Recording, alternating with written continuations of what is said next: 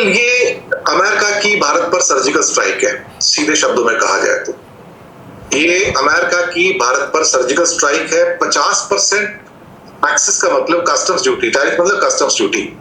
इसका मतलब है कि हम मार्केट से बाहर हो गए, सिंपल शब्दों में। देखिए कौन कौन से क्षेत्र प्रभावित हो रहे हैं, मैं इसके बारे में सीधा आता हूं। फॉक्सकॉन कहां जाएगा, यहां से निकल के वियतनाम जाएगा या इंडोनेशिया जाएगा, अब ये बस फैसला होना है।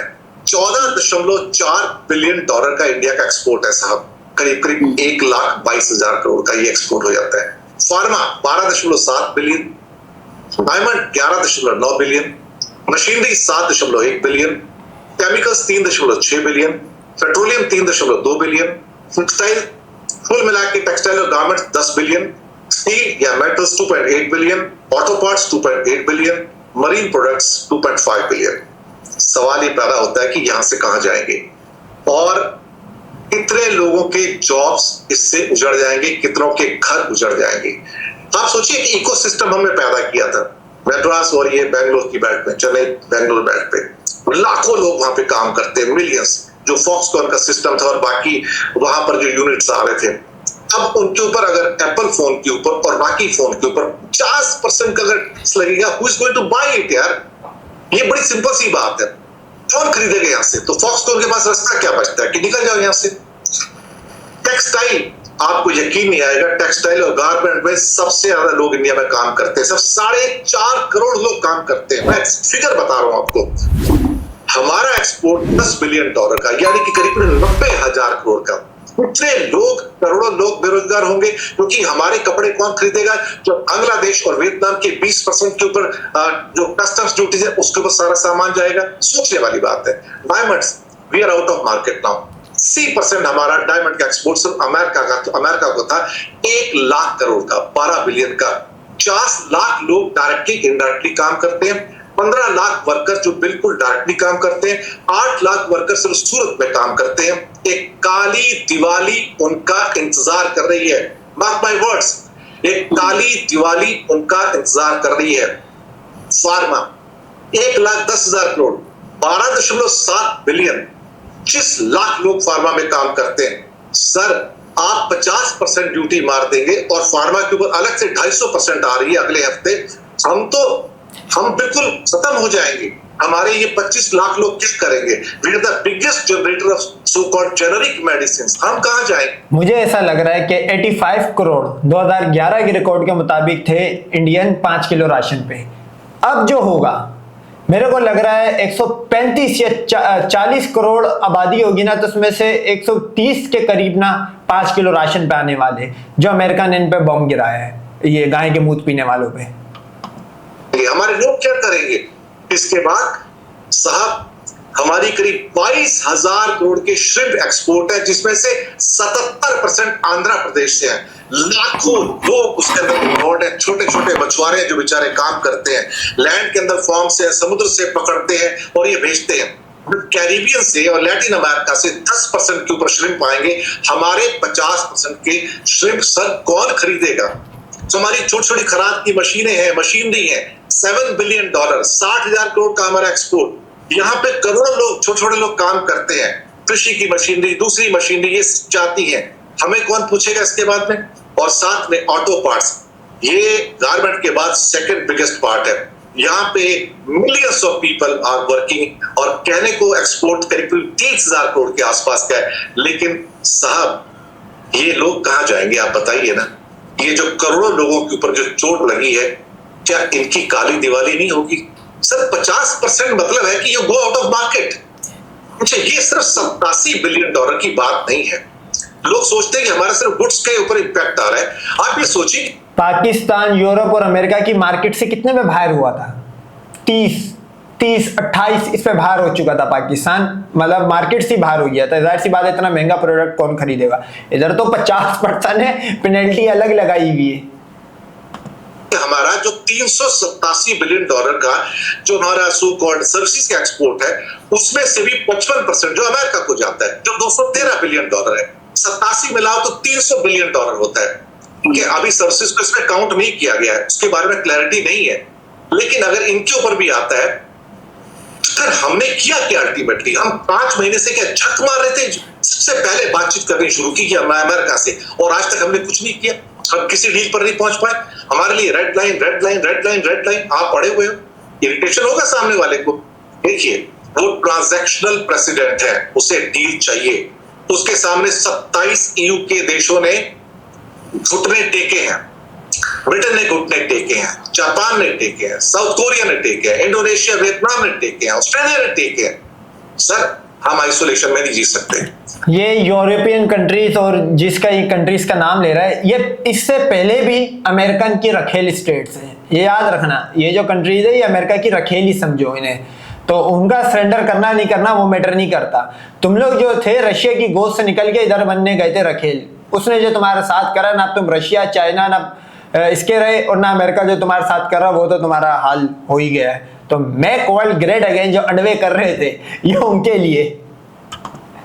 आप सोचते हो नहीं नहीं ऐसा होगा कि वो जाएंगे तो हम रूस और चीन की गिरफ्त में आ जाएंगे, कुछ और हो जाएगा। भाई वो तो हमको माल बेचते हैं, हमसे लेते कहाँ है? रूस हमको 67 बिलियन डॉलर का माल बेचता है, हम तो 5 बिलियन डॉलर बेचते हैं।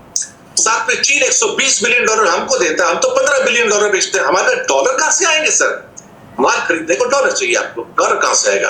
डॉलर अमेरिका देता है 300 बिलियन डॉलर। मैं इसको फेवर नहीं कर रहा हूं, हकीकत बता रहा हूं कि ये जो 300 बिलियन डॉलर उसके पास से आता है और 200 बिलियन यूरो जो यूरोप से आता है गुड्स का और सर्विसेज का, ये दोनों एक ही है सर, एक ही थैली के चट्टे बट्टे हैं। जो अमेरिका करेगा वो यूरोप करेगा। तो इंडिया के लिए ऑप्शन क्या बचता है? भैया जाओ ईयू के पास जाओ, कुछ समझौता करो, जबरदस्ती करके फटाफट एक एफटीए करो, तभी काम बनेगा। लेकिन शायद ये बहुत बड़ा स्ट्राइक है हमारे लिए, ये मरने वाला हाल है आशीष भाई, मैं सच कह रहा हूं। यहां से निकल पाना इतना आसान नहीं होगा। ठीक है, हमारे पास लीवरेज करने के लिए 10-15 दिन। अब पता लगा ये अंडवे खुश हो रहे थे कि जब एक तो डोनाल्ड ट्रम्प आया तब, और एक जब खुश हो रहे थे कि जब अपना आसिम मुनीर वहां पे गया था, ये किधर अमेरिका के पास। तो अब पता लगा कि क्या लंच के दरमियान क्या बात हुई थी, किस तरह तोड़ना है, किस तरह कमजोर करना है इंडिया को, वो ये बातें हुई थी जो अब आहिस्ते आहिस्ते पन्ने खुल के आ रहे हैं आपके सामने है। लेकिन आप 10-15 दिन में क्या करेंगे? आपने लाल लकीरें इतनी ज्यादा खींच दी हैं कि आप कुछ भी उनको देने को तैयार नहीं है।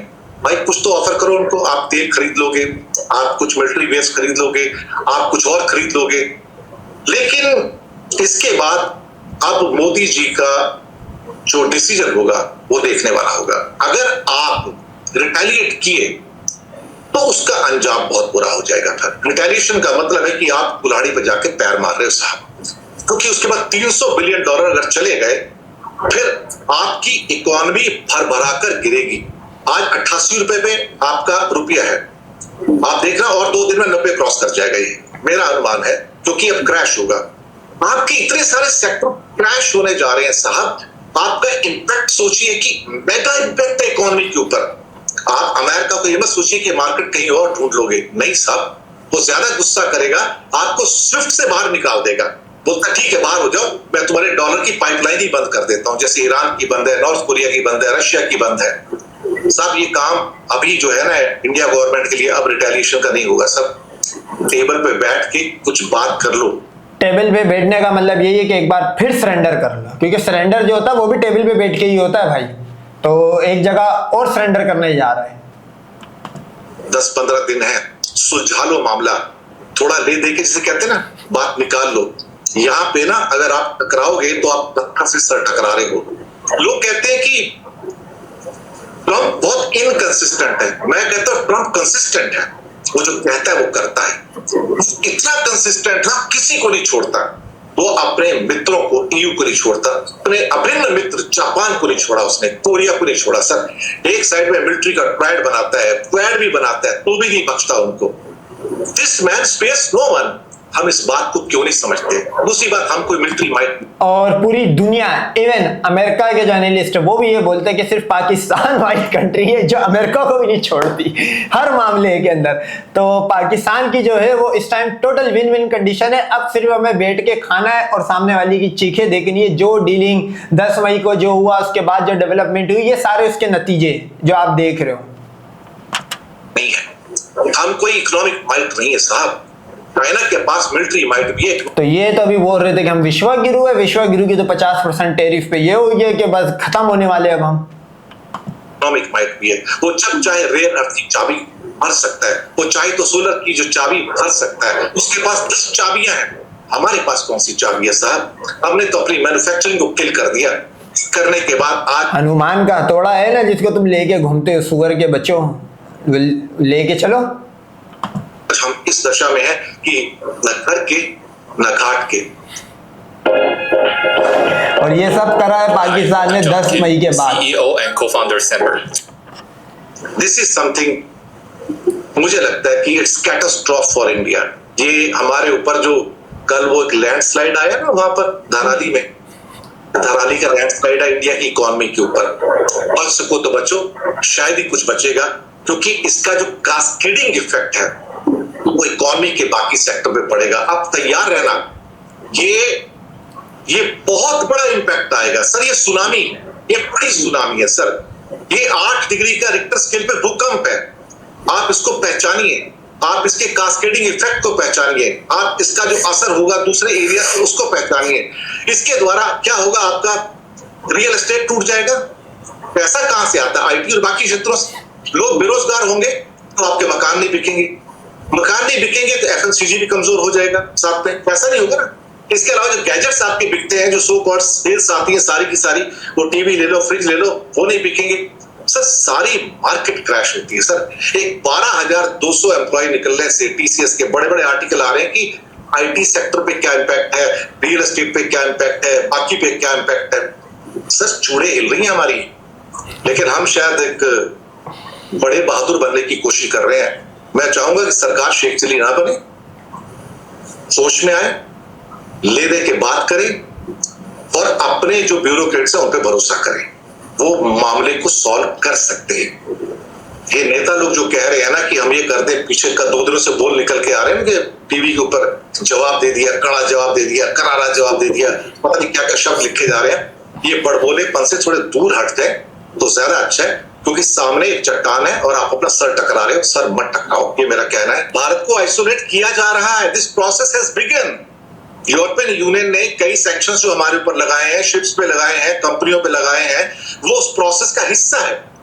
EU is party to the USA. Sir आप इस बात को मत भूलिए, ईयू वही करेगा जो यूएसए चाहेगा। वो उसकी मदर है, वो माँ है, तो हुक्म देगा ईयू वही करेगा। ईयू उससे हटके कुछ भी नहीं करेगा साहब। ये सारे गोरे देश जितने हैं यूरोप के हैं, सब अमेरिका के साथ हैं, उसका साथ नहीं छोड़ेंगे साहब। आप जितनी मर्जी कोशिश कर लीजिए, मुझे लगता है कि चीजें हाथ से निकल गई है। हमने 5 महीने गवा। सब मामले के अंदर एक बंदे को अणुओं ने फिर साफ कर दिया, वो था जयशंकर, जिसकी आंखों से लेजर निकलती थी। उसकी जो आंखें फाड़ी है पाकिस्तान ने 10 मई के दिन, उसके बाद से वो सर उठाने के लायक नहीं रहा भाई। उसके अजीब अजीब से बयानात आ रहे कि हम पाकिस्तान और चाइना को एक साथ जाता हुआ देख रहे हैं, हम कुछ नहीं कर पा रहे, फला ढिमकाना। वो इस तरह बेचारा एक लावारिस सा बन गया है, बेयारो मददगार बन गया है। वो उसको भी आपने रगड़ना है पूरी तरह, जयशंकर को। ये हमने कुछ नहीं किया। हमेशा जापान से या यू से या ब्रिटेन से सीखना चाहिए था, पर शायद कहीं ना कहीं हमारी जो ये गाय के मूत्र पीने वाले हिंदू ऐसे है कि कभी ये बोलते इजराइल से सीखो, कभी ये बोलते यूएसए से सीखो, कभी यूरोप से सीखो, कभी चाइना से सीखो। अबे क्या पूरी जिंदगी तुम लोग सीखते रहोगे क्या? हट धर्मी है वो हमें ले डूबी है। और जो हमने एक जवाब दिया कल परसों, जब हमने 5 महीने बर्दाश्त किया है, तो भाई 2 दिन और बर्दाश्त कर लेते ना। इसने कहा था कि आप अब यहां पर जवाब दो, आखिर में यू लॉस्ट योर पेशेंस, और फिर आपने जवाब दे दिया। वो जवाब भी क्या था, एक किस्म से आप एंटेगोनाइज कर रहे हैं, प्रोवोक कर रहे हैं। मत कीजिए ना, इतना किया तो थोड़ा और सब्र कर लो। इतनी इंसल्ट सही है, हथकड़ियां बेड़ियां सहन कर ली, सब कुछ कर लिया, तो ये भी सहन कर लो ना भाई। रुक जाओ 2 दिन और। आपको पता है 7 तारीख आ रही है। Trump has succeeded actually in this mission and he has been consistent. अब ये इसका वापस आना इतना आसान नहीं होगा unless India strikes city with the Trump sir.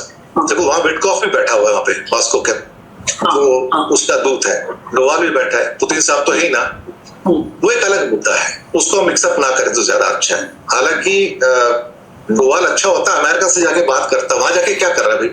तो ये जहां बात करनी थी वहां तुम जाते नहीं हो, और जहां नहीं जा रहे तुम वहां पे जा रहे हो, प्रोवोक कर रहे हो ना वहां के द्वारा भी।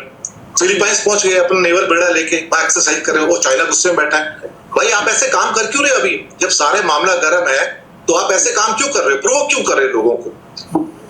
मैं नहीं समझता कि यहाँ से कोई प्रॉब्लम सॉल्व होने जा रही है। मुझे लगता है कि प्रॉब्लम और बिगड़ सकती है। अगर हमने रिटेलिएट किया, आई थिंक लेने के देने पड़ जाएंगे।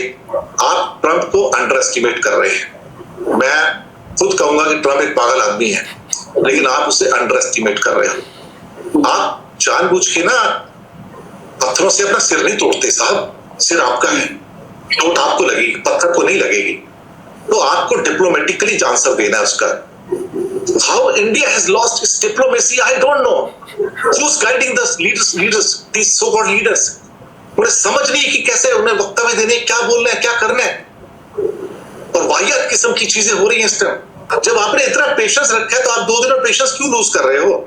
अलग अलग लोग निकल के आए हैं, कोई अपना विदेश मंत्रालय का अपना स्टेटमेंट आता है, कोई उनका स्टेटमेंट आता है, कोई इनके लीडर्स का स्टेटमेंट आ रहा है। भाई क्या जरूरत है आपको? तो हो जाओ ना थोड़ा सा और। But somebody is, I think, maybe creating a trigger in between। नहीं अभी जवाब तो नहीं, तो मर जाएंगे, पर सामने वाला बंदा तो देख लो ना कौन है यार। वो तुमको मारने में तुला हुआ है। देखिए जो दिखाया जाता है ना वो कुछ और है, और जो पीछे होता है वो कुछ और है। जनता को बताया जा रहा है कि we are stubborn and we can face America also, और हम उसका जवाब दे सकते हैं और पीछे से जाके डील कर लेंगे। ये भी तो होता है ना पर्दे के पीछे से, कि जनता को बताएंगे देखो हमने बहादुरी की है, और पीछे से जाके फिर डील करेंगे और साइन कर देंगे। और डॉटर लाइन साइन उठाएंगे, पेन उठाएंगे और साइन कर देंगे। कृषि भी अलाउड हो जाएगा और डेयरी भी अलाउड हो जाएगा। यही तो होने जा रहा है। अल्टीमेट यही होगा सर, और कुछ नहीं होगा। अदरवाइज आपकी इंडस्ट्री डूब गई है, आपके एम्प्लॉइज करोड़ों लोगों की नौकरी जा रही है। ताली दिवाली का इंतजार कीजिए। पार्ट ओपन करोगे ना, छोटा छोटा दरवाजा खोलोगे ना, खिड़की, तो बात बन जाती है। ऐसा कैसे है कि हमारे कृषि का दरवाजा नहीं खुला हुआ? ये किसने का नहीं खुला हुआ सर, आप मुझे बताइए ना। अभी जो EFTA आया है आपका स्विट्जरलैंड के साथ, नॉर्वे के साथ और 2 और कंट्री के साथ में, वहां पे क्या चॉकलेट 0% पे नहीं आएंगे इंडिया में? क्या तब आप क्या करोगे? आपने फ्लड गेट्स ओपन किए हैं ना सर। आपके ड्राई नट्स आते हैं ना सारे अमेरिका से 0% पे या 5% 10% पे। कौन कहता है कि बाहर से एग्रीकल्चर इंपोर्ट नहीं होता? जितना इंडिया एक्सपोर्ट करता है एग्रीकल्चर का, उससे ज्यादा इंडिया इंपोर्ट करता है। आप खाने का तेल नहीं मंगाते क्या? आप 70% दालें नहीं मंगाते क्या सर? क्या बात कर रहे हो सर? हमारा एग्रीकल्चर कब क्लोज्ड है सर? ओपन है सर। बहुत सारी चीजें आती हैं, कुछ रेस्ट्रिक्टेड है, कुछ लाइसेंस्ड है, कुछ ओपन में, लेकिन आते हैं ना सर। बहुत बहुत धन्यवाद आपका।